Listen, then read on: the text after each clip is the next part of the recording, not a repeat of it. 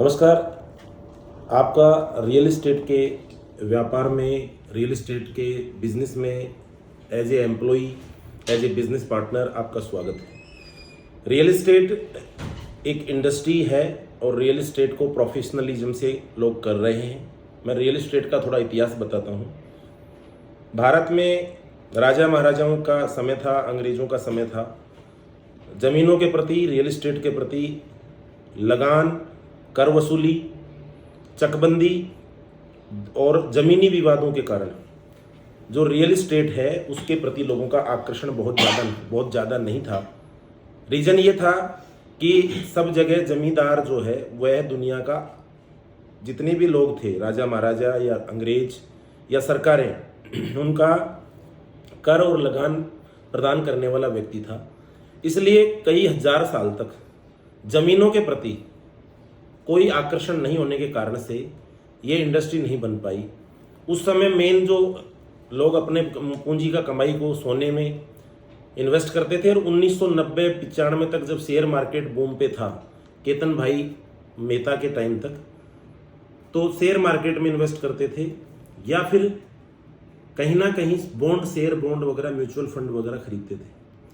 1991 में भारत में आर्थिक उदारीकरण आया, जिसके बाद लोन आसान हो गए और 2001 तक आते आते लोगों को, सरकारी कर्मचारीज को लोन मिलने लगे, कर माफ हो गए और आसान किस्तों पर रिजर्व बैंक ऑफ इंडिया और बहुत सारी उनकी जो संबंधित बैंकें हैं वो लोन करने लग गई।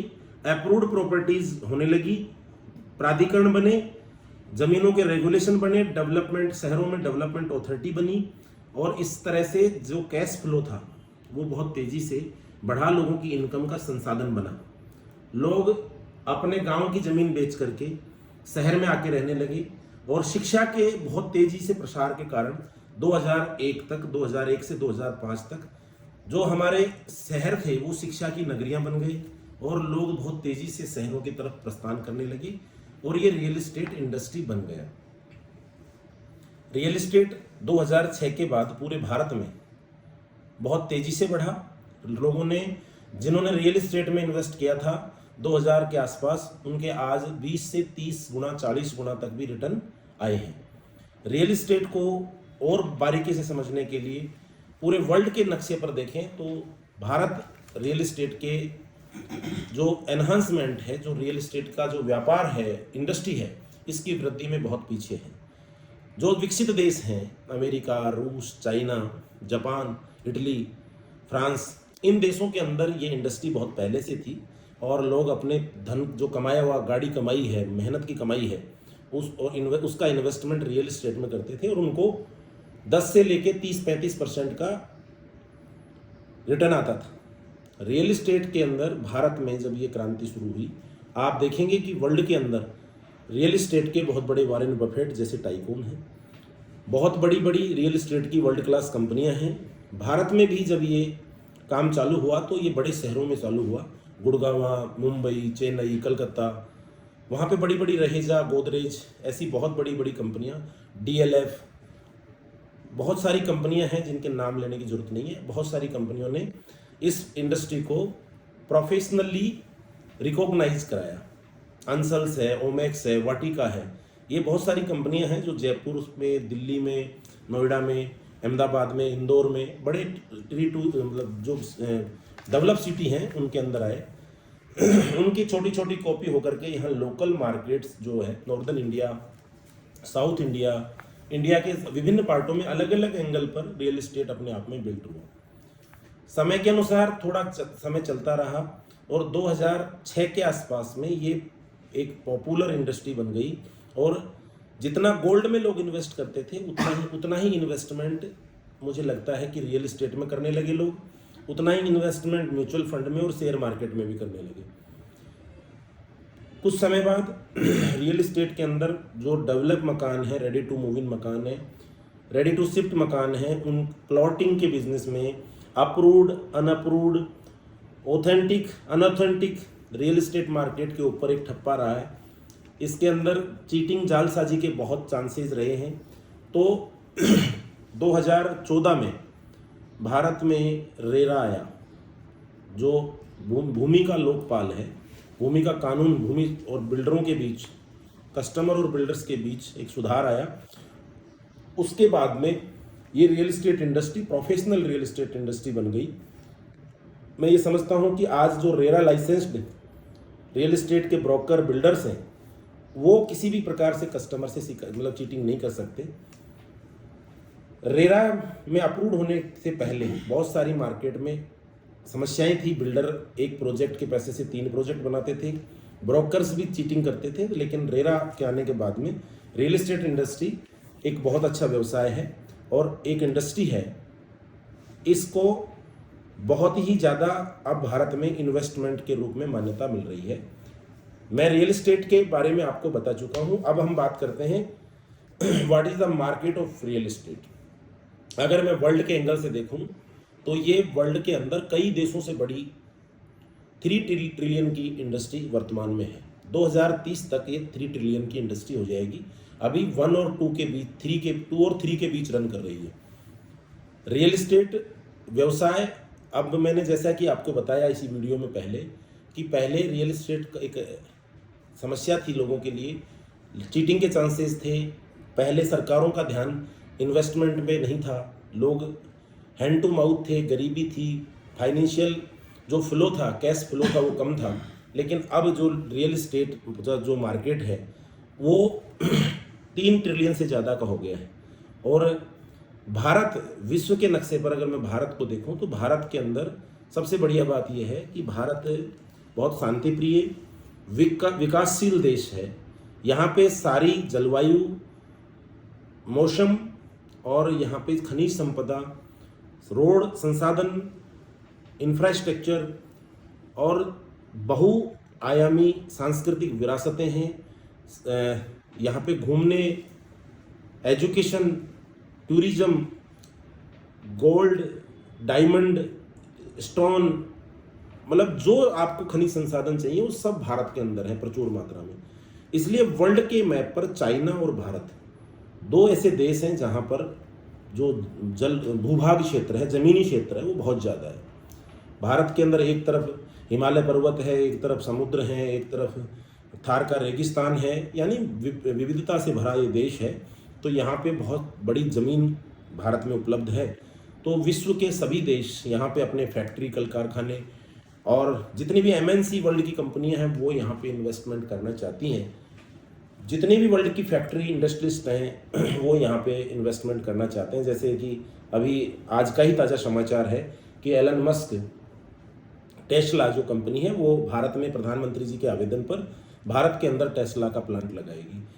तो जिस राज्य में टेस्ला का प्लांट लगेगा उस राज्य का जो आर्थिक तंत्र है वो बहुत मजबूत हो जाएगा। और जब आर्थिक तंत्र मजबूत होता है तो उसका एटलीस्ट रिजल्ट कहीं ना कहीं रियल इस्टेट के इन्वेस्टमेंट पे आता है। तो वो रियल इस्टेट के इन्वेस्टमेंट बढ़ेंगे। तो इस तरह से भारत के अंदर बहुत सारे इन्वेस्टमेंट फेमा और फेरा के थ्रू भारत में आ रहे हैं, जो डायरेक्ट दूसरे देश के प्रधानमंत्री, दूसरे देश के बिजनेसमैन, दूसरे देश के जो राष्ट्राध्यक्ष हैं वो भारत के अंदर इन्वेस्टमेंट करते हैं। चाहे वो इंफ्रास्ट्रक्चर में करते हैं, चाहे वो औद्योगिक क्षेत्र में करते हैं। तो उससे जब वो इन्वेस्टमेंट आता है तो उस इन्वेस्टमेंट के बाद में वहाँ एम्प्लॉय लगते हैं, सैलरियाँ मिलती हैं, एम्प्लॉयमेंट बढ़ता है तो फिर पैसा का कैश फ्लो बढ़ता है, लोन होते हैं, फिर लोग रियल इस्टेट में इन्वेस्टमेंट करते हैं। इसलिए भारत एक बहुत बड़ा भूभाग है। उस भारत में भी अगर मैं बात करूँ तो नॉर्दर्न इंडिया की बात करेंगे। नॉर्दर्न इंडिया के अंदर में कभी भी जो मैन पावर है वो बहुत स्ट्रांग है। दिल्ली हमारा राजधानी क्षेत्र है और दिल्ली के आसपास का जो NCR क्षेत्र है, जयपुर है, जो टूरिज्म के अंदर गोल्डन ट्रायंगल में आता है। तो बहुत बड़ा टूरिज्म राजस्थान के अंदर, पूरा वर्ल्ड का जो टूरिज्म है, अगर कोई वर्ल्ड में भारत घूमने आता है तो भारत में वो व्यक्ति जयपुर, आगरा और दिल्ली 100% जाएगा। इस कारण से, टूरिज्म के कारण से जो लोग टूरिज्म में आते हैं वो पैसे खर्च करते हैं और उनका जो इनकम है वो बढ़ती है। जयपुर के रियल इस्टेट मार्केट की बात करते हैं तो जयपुर का रियल इस्टेट मार्केट, सबसे बढ़िया बात यह है कि जयपुर एक पीसफुल शहर है। एक बात, शांतिप्रिय एरिया में भारत जो के लोग हैं, सनातनी जो भारत के लोग, अच्छे लोग हैं, व्यापारी लोग हैं, बिजनेसमैन लोग हैं, भारत के जो जयपुर में रहना पसंद करते हैं। जयपुर गुलाबी शहर है, जयपुर के अंदर गोल्डन ट्रायंगल में आता है, जयपुर के अंदर स्टोन का, ज्वेलरी का बहुत बड़ा मार्केट है। जयपुर के अंदर मेडिकल सर्विसेज जो एसएमएस हॉस्पिटल है वो देश का नॉर्दर्न इंडिया का सबसे बड़ा हॉस्पिटल है। हरियाणा, मध्य प्रदेश, राजस्थान, यूपी तक के लोग जयपुर के एसएमएस हॉस्पिटल में इलाज कराने आते हैं। इसलिए यहाँ पे जो फाइनेंशियल इन्वेस्टमेंट है मेडिकल के रूप में, एजुकेशन के रूप में, टूरिज्म के रूप में, वो बहुत आता है। इस कारण से यहाँ का जो व्यक्ति है वो जयपुर में बसना चाहता है, जयपुर में रहना चाहता है, जयपुर के अंदर ही उसका स्टेबिलिटी चाहता है। बहुत पैसा आता है, लोन की फैसिलिटी है, गवर्नमेंट की सर्विस, प्राइवेट सर्विस, बिजनेसमैन्स को आजकल लोन मिलता है। जयपुर का जो अभी डेवलपमेंट का ट्राइंगल है वो 50 किलोमीटर की रेडियस से बड़ा हो चुका है। बहुत बड़े लेवल पर जेडीए, जयपुर डेवलपमेंट अथॉरिटी, यहाँ पर जो अप्रूव्ड कॉलोनीज हैं उनको बहुत सस्ते दरों पर अभी पिछली सरकारों ने गांव के संग अभियान और शहरों के संग अभियान, बाहर जयपुर के अंदर एक बहुत बड़ा रिंग रोड बन रहा है जिसके कारण से जो इंफ्रास्ट्रक्चर है डेवलपमेंट हो रहा है उसके कारण से बहुत बड़ा फ़ायदा मिल सकता है। और जयपुर की बहुत सारी चीज़ें हैं। जयपुर के अंदर जो व्यक्ति हैं, राजस्थानी व्यक्ति है, मारवाड़ी व्यक्ति है, वो चीटिंग नहीं करता है। रियल इस्टेट के अंदर 100% सच्चा होता है। 99% जयपुर में रियल इस्टेट मार्केट में चीटिंग नहीं होती है। अप्रूव्ड प्रॉपर्टी लेते हैं, फिर भी प्रॉपर्टी खरीदने के दौरान मेरे इस वीडियो में निवेदन है कि अप्रूवल्स देखें, लीगलिटी देखें और उसके बाद ही प्रॉपर्टी खरीदें। इसके साथ साथ एक बात और बताता हूँ आपको कि रियल इस्टेट के व्यापार में जो लोग यहाँ पे काम करते हैं वो रेरा अप्रूव्ड लाइसेंस धारी होते हैं, रेरा अप्रूव्ड काम करते हैं। यहाँ पे बिल्डर्स जो हैं वो भी रेरा अप्रूव्ड होते हैं। और इस तरह से ये जो इंडस्ट्री है इसके अंदर जो लोग काम करते हैं वो प्रोफेशनल होते हैं, उनके कमिटमेंट होते हैं और उस कमिटमेंट के कारण जो राजस्थान का व्यक्ति है वो ईमानदार होता है। इस कारण से जयपुर के रियल एस्टेट मार्केट को लोग प्रेफर करते हैं। अब मैं तीसरी बात करता हूं कि भाई जयपुर के बाद में तीसरी बात यह है कि रियल एस्टेट में होता क्या है। रियल एस्टेट में सबसे पहला है कि लैंड एक्विजिशन, जो ज़मीन है उसका रूपांतरण कैसे होगा। सबसे पहले ज़मीन यहाँ पे सोसाइटी पट्टे कटते हैं जिसके अंदर बहुत सारी जयपुर में जो मेंबरशिप वाली कोऑपरेटिव सोसाइटीज़ हैं उनके थ्रू लोग जो एक्सटीरियर एरियाज हैं, पहले तो जयपुर जहाँ जेडीए है का एरिया है उसके अंदर भी वो सोसाइटियाँ, कॉलोनियाँ कटती थी और उसमें जो कॉलोनीज़ हैं, सोसाइटीज़ हैं, वो मेंबरशिप के आधार पर उस कॉलोनी का पट्टा सस्ते रेटों में ग्राहकों को, मेंबर्स को उपलब्ध कराते थे और उससे वो प्लॉटिंग होती थी। इसके बाद में नगर निगम आई, नगर निगम के पट्टे इश्यू होते हैं। इसके बाद में 90 भी होती है और इसके बाद में जेडी अप्रूव्ड प्रॉपर्टी होती है। ये 3-4 प्रॉपर्टी की लीगलिटीज़ है।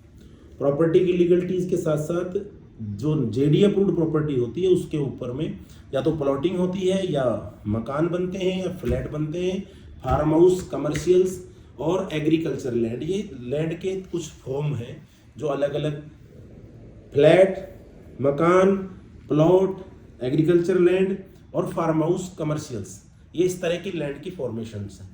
कुछ वेयर हाउसेज में भी शामिल हो जाते हैं। तो इस तरह का ये लैंड की फॉर्मेशन है।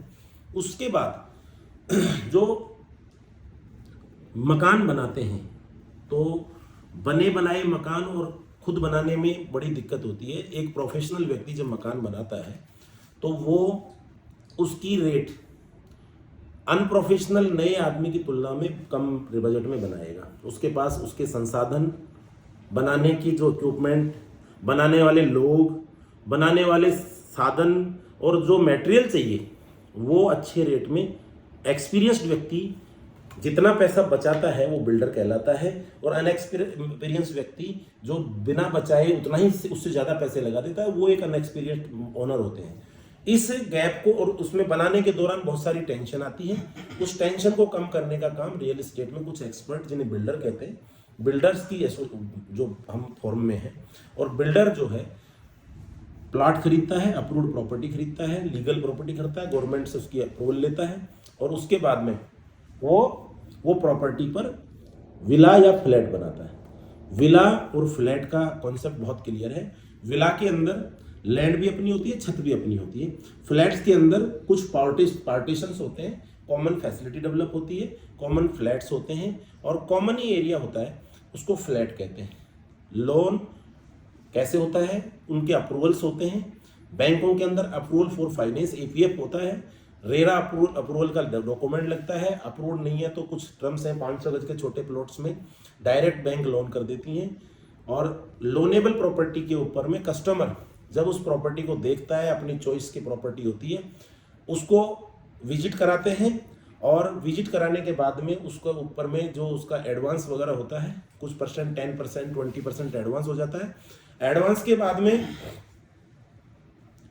जो कंपनी है या बिल्डर है उसको वो एक एग्रीमेंट करके देना पड़ता है, और जो भी पेमेंट का उनके टर्म्स कंडीशंस होती हैं, 1 नंबर 2 नंबर की जैसी भी स्थितियाँ रहती हैं, उसके अंदर वो पेमेंट उनके आपस में ट्रांजेक्ट हो जाते हैं।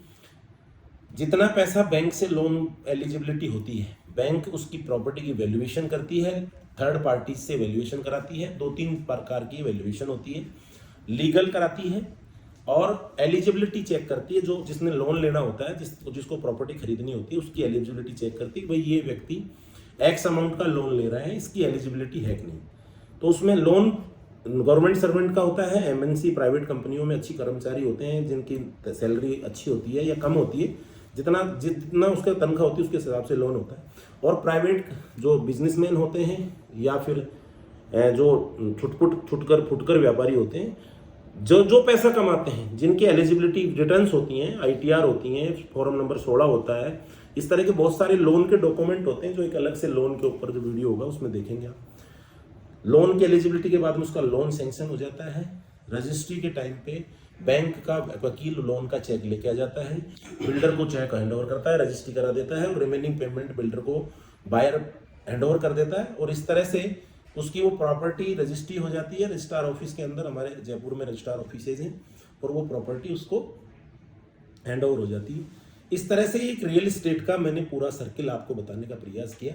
इस वीडियो को 2 से 3 बार देखिए, शायद आपको रियल एस्टेट का पूरा cycle, why real estate, how real estate, how it work real estate. Thank you.